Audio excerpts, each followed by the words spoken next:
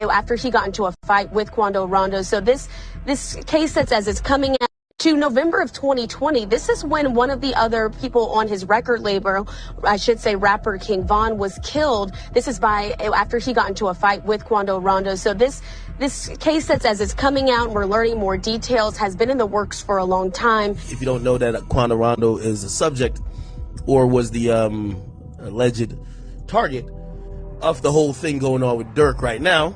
And even when you step away from all that stuff, when you feel like you don't want to be a part of it, is one rule that's in all that. No disrespect tolerated. Yo, it's wild out here. Lil Durk, the voice of Chicago, just took the stand and dropped some bombshells about Quando Rondo. And get this, he's claiming that Rondo had a hand in King Von's tragic death. Courtroom drama, shocking revelations. Durk's finally putting it all out there. But that's just the beginning of this roller coaster. The deadly night in Atlanta. Let's start with that infamous night in November 2020. A night that forever changed the Chicago and Atlanta rap scenes. King Von, a rising star and close friend of Lil Durk, was out with his crew in front of Monaco Hookah Lounge in Atlanta. Everything was cool until they crossed paths with Quando Rondo's crew.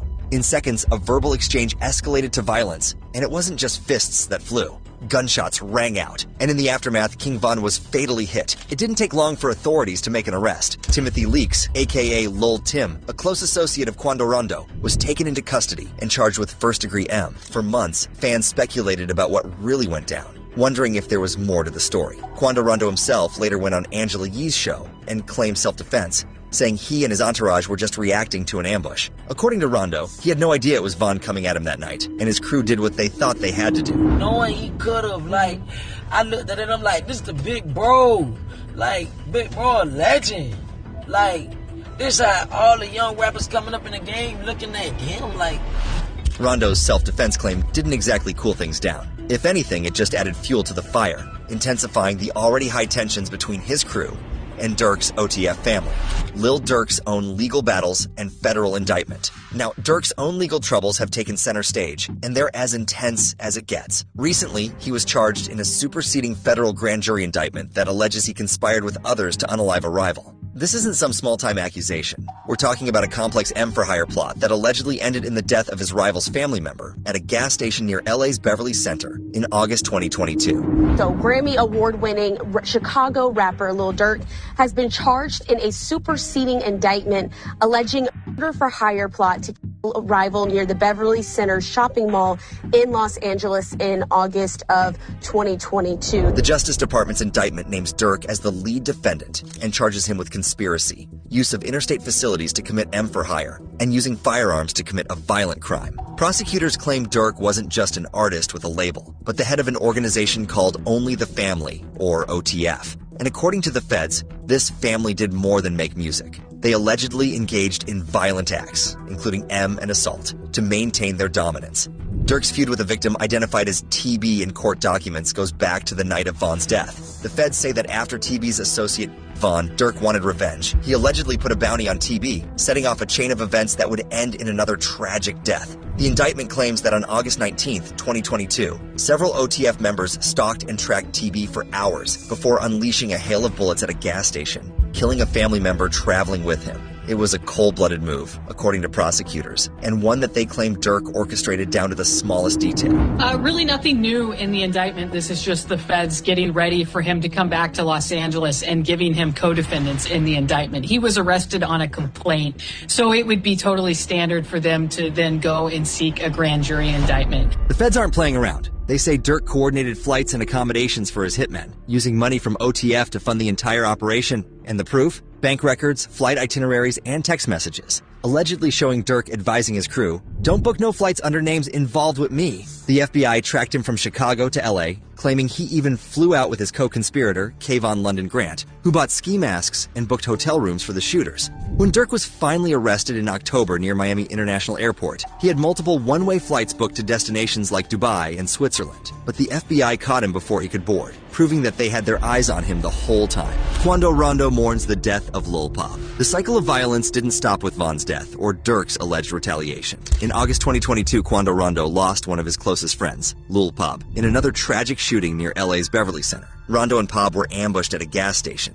and Pop didn't make it out alive. The aftermath was heartbreaking, with Rondo captured on video screaming in shock and disbelief as Pob's body was pulled from their car. Rondo took to social media to mourn his friend, posting tributes and memories. It was a painful reminder that this cycle of violence keeps claiming lives, and it doesn't look like it'll stop anytime soon. Many believe Pob's death was linked to the ongoing tension between Rondo's camp and OTF, speculating that this was just another chapter in the saga sparked by Von's death. Lil Tim's case dismissal and self-defense argument. Fast forward to August 2023, and the case against Lil Tim, the man accused of killing King Von, takes an unexpected turn. After years of preparing for trial, Tim's charges were dropped. According to his attorney, Noah Pines, the case was dismissed before it ever reached the indictment stage. The reason prosecutors reportedly believed Von's death was a result of self-defense. When the news broke, fans were divided. Some felt Tim had finally been vindicated, while others saw it as a failure of the justice system. But for Quando Rondo, this was validation of his earlier claims. He and his team had maintained all along that they were just defending themselves that night. In fact, Rondo even addressed it in his music and interviews, saying that his crew was blindsided and only reacted to protect their lives. The state of Georgia closed the case after Tim's arrest, signaling that there would be no further investigation into Von's death. The dismissal added a new layer of tension,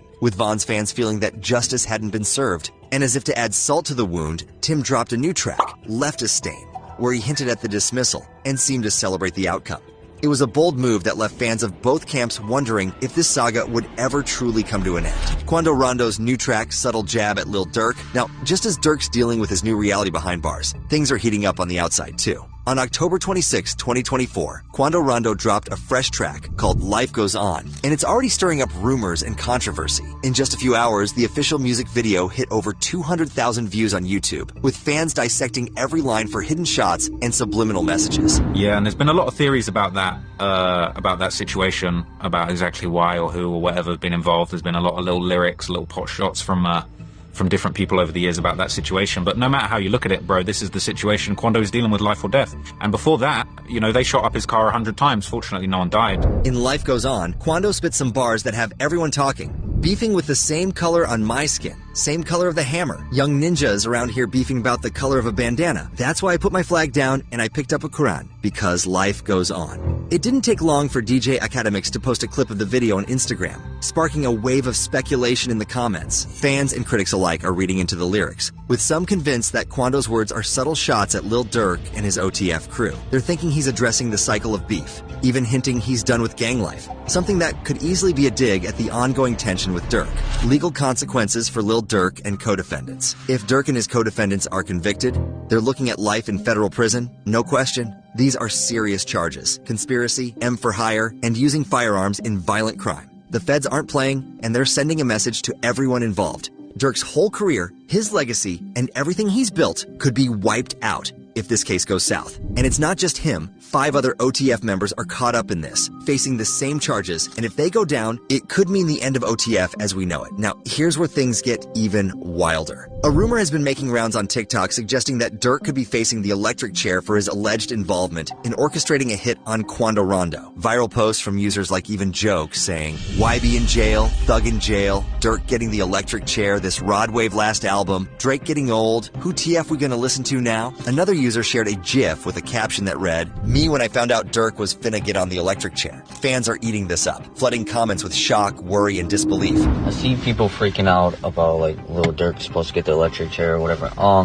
In certain states, the death penalty is a lot different. But here's the reality check. This whole electric chair theory doesn't hold up under scrutiny. California, where Durk is facing these charges, no longer has the electric chair as an option for capital punishment. Back in 2006, a federal ruling made it off limits, and in 2019, Governor Gavin Newsom placed a moratorium on the death penalty altogether. So even if Durk is found guilty, he wouldn't be looking at the electric chair. The highest penalty he'd face would be a life sentence in federal prison. So what's next in this twisted saga? With Durk behind bars, the court battles aren't over, and the impact on the hip-hop world is profound. Will Durk face a life sentence? Will this finally bring closure to King Von's death? Or will the streets just keep getting bloodier? One thing's for sure, this story is far from over. Leave your thoughts in the comments below, hit that like button, and subscribe to stay updated as we follow every twist and turn in this high-stakes drama.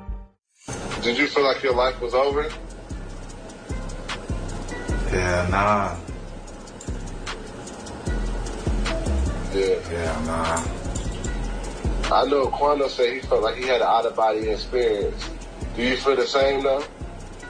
We all know by now that Durk is down to send messages all over social media. If you're out there rapping and making noise, you about to get a shout out by Durk at some point in your career, so it's no surprise then that he got something to say about the recent interview that Lil Tim was on, especially since Lil Tim spoke about the infamous incident that took place back on November 6, 2020. That's right, we're talking about the incident in which King Von lost his life. Immediately after Von's homie Lil Durk saw that Lil Tim had to say about that scary night in Atlanta, Lil Durk sent a message to Tim, letting him know what's up. So what did Lil Tim say that made Durk send shots towards him? Unless you know a bit more about what took place between Tim and Von on that night, this story simply won't add up. So let's take you back to the night it all went down back in 2020. It all started with King Von and his gang leaving the celebration party they had at a club named Opium in downtown Atlanta. Von dropped his album, Welcome to O-Block, just a week before. He invited all his day ones to the celebration. By the way, Lil Durk was featured on the album twice, and both of the songs in which he and Von rapped together were a major success. After they left for another club, they pulled up in front of a place called Monaco Hookah Lounge, and that's when things went south. Everybody was waiting for King Von to leave his car and proceed to the club, but Von was taking more time than usual. According to his manager, Jameson Francois, aka Track, who was with him the whole time, Von was feeling unusual at that time. He wasn't acting like his usual self. Couple moments later, some guys who were close to Von and who were in the car with him told Von they saw a certain somebody in the car sleeping. That somebody was Quando Rondo. That's what the folks at the Breakfast Club told us, and it's what Quando himself said in the interview he did with Angela Yee. Friends actually went in the club and he stayed outside in the car. He wanted to just go to sleep in the car, and Lil Tim, his boy, was staying outside with him because he didn't want him to stay by himself. In the car with him was Lil Tim, who wanted to make sure that Quando wasn't alone. They weren't looking for any problems at all. They were just chilling in the car and resting. They had a video shoot for a song just earlier that day. Now, King Von all of a sudden decided to leave his car, which was parked close to Quando's car, and head towards the spot. As he approached the place, he saw Quando Rondo, and at the very instant that he saw him, he went for a punch. Quando, on the other hand, wanted to move through the crowd that was close to Von's car. As he didn't want to push his way through, he decided to wait by his car until people moved away. When he saw the opportunity, he started walking towards the club, but got stopped by Von, who decided to start a fight with him. This video here clearly shows how Von hit Quando upon seeing him up close. We can't really see everything that happened later on, but there was a lot of shots being fired. After Lil Tim saw his buddy Quando, he rushed out the car and took his Glock out. He came behind the car and unloaded rounds upon Von. King Von passed away that night, and Lil Tim got shot 4 times himself by police who were parked nearby too. People were devastated by the outcome of this night. Von's fans couldn't believe what happened and just wished things were different. All of this could have been easily avoided. That one punch cost Von his life. Had he not punched Buddy, that crowd wouldn't have rushed and the dude would have got out shooting. Another person on YouTube felt it was completely Von's fault that the fight broke out. I love King Von as much as the next fan, but my dad always taught me and my brothers, don't start none, won't be none. He dug his own grave through his actions. You can't be a gangster and a rapper at the same time. Results are this or prison. Every man should be held accountable for their actions. King Von got himself killed. Now, Quando Rondo made himself pretty clear about not only his, but the whole NBA label's relationship with both King Von and Lil Durk. They were tight. Nothing ever got between Quando and Von. In fact, Quando did a couple songs with Durk, who was Von's day one. So what happened? Rondo was completely confused about what went down that night. He's not expecting shit to go down like that, not even a single bit. Just listen to what he had to say in this interview with Angela. Maybe I just got free picked. I don't know, man. Like, I don't want to say. Like, I was wondering, like, damn.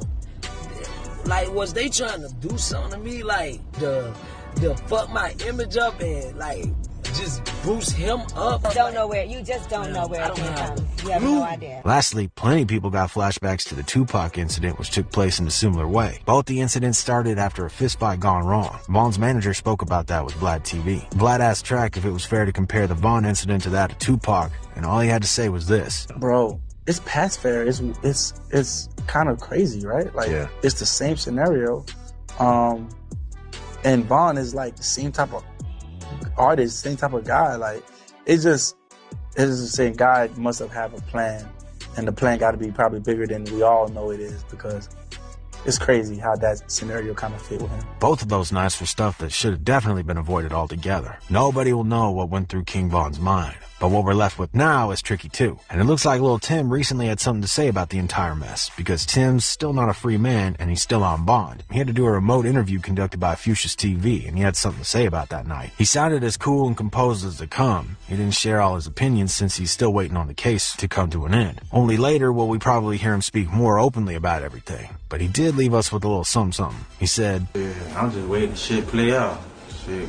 Go how it go, goddamn. Niggas just really waiting to goddamn case over with. Then, when the interviewer asked him about his decision to get out the car and go after Von, he wanted to know if it was the decision made in a split second or something else. Lil Tim replied that he was. He said, Yeah, point blank, people pick and choose, because shit, no matter where you at, like, no matter any part of the world, somebody gonna do a goddamn, like, anywhere in the United States, anywhere, any country, on the earth, a nigga would've wanted their partner to be their phone. As you can see, Tim stood his ground when it comes to what he did. He knows that he was protecting his brother, and he don't see no shame in that. A lot of people would agree with this. One person on YT commented, "Dude stood on business, he really didn't do nothing wrong." And another person shared that opinion with this comment. "I think Lil Tim did the right thing, I don't care what anyone say. It's just unfortunate someone had to lose their life. R.I.P. Vaughn." Durk, on the other hand, probably got to see the interview with Lil Tim. After that, he hopped on Twitter and he had this message for Lil Tim. "We don't want to hear that scary soft shit. It's stuck, goofy." Why this reply from Durk? Why did he say don't start that soft shit? Well, because he thinks that Lil Tim said what he did in order to make his case seem more softer, or to perhaps wash his hands from what he did. Lil Tim's being soft now, according to Durk, because it seems to him like he's catching feelings, and that makes him look weak. But the fans would beg to disagree with Durk and his views. In fact, they believe Durk to be the one who's weak, since he's been all bark and no bite for a long time. One dude said, "Durk's a goofy. He never caught nobody in his life." And he wasn't the only one in the basket. Another guy spoke, "Durk needs to chill off the internet, thug." According to many, it seems like Lil Tim did right by just standing up for his homie and doing what came to his mind first. Vaughn threw the first punch, and from there on, all hell broke loose. However, if he didn't, all this probably would have never happened. What do you guys think about Durk's reply to Lil Tim? Is Durk calling out Lil Tim just for the sake of it, or does he actually have a good reason to comment on Tim's soft behavior? Let us know about what you find out of all of this in the comments section below. Gang, now I'm back. Niggas see I'm doing my shit, I'm taking back over. Niggas wanna be all dick riding all this, man. Niggas a slide, bro. Lil J ain't never been no goofy, no lame, none of that shit. So if you're wondering what's hot on the block right now, you really don't have to look any further. As a lot of you probably already know, Lil J was released from prison only a couple of weeks back. So did Lil Durk react to Lil J coming back on scene in a way? Is there still bad blood between them? If you're a true hip-hop fan, especially coming from Chirac, then you already know what's up. That's right, we're talking about the famous 2012-2013 beef between Lil Durk and Lil J. Word on the street is we can already see the beef coming alive one more time. For those of you who missed it back then, let's go back a bit and see how it all went down between the two. Before we go any further, you should know there will be a lot of names involved, since this was a lot more of a beef between two gangs, or more, rather than just two people. People usually like to say that Lil Durk's L's anthem kicked it off. Some of his fans reflected on it not too long ago on YT, saying, "Durk started everything and can't believe he's still alive." Right off the bat, it was pretty obvious what he thought about his ops. Already in the first verse, Lil Durk raps, "Brick Squad, I said f*** him." An answer to Lil Durk's diss came soon after. Lil Jojo from the GDs called some shots on him. In his song BDK, he said, "Durk said f*** Brick Squad, so I can't wait to catch him. Squeeze this f***ing 40, now they got him on a stretcher." The beef was now really on. From here on out, it only went deeper and darker. Vlad TV in a recent interview asked Lil Reese if he thought the song changed the rap game in Chicago forever. Lil Reese said, Yeah, it did, because then people start thinking like, shit, this how it is now. So shit, that's the way people start going about things.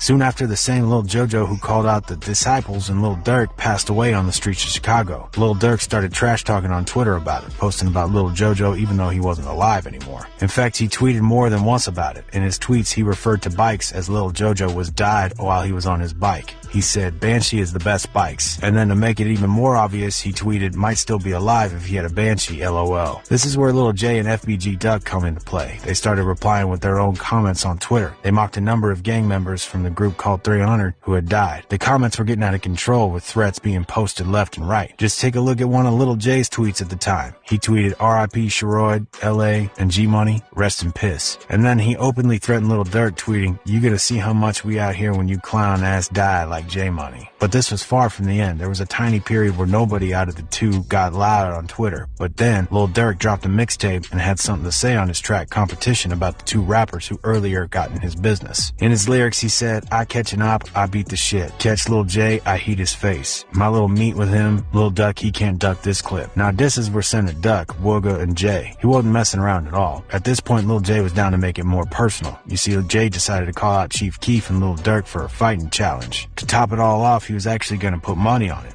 In a video he posted from way back, you can actually see him proposing the challenge.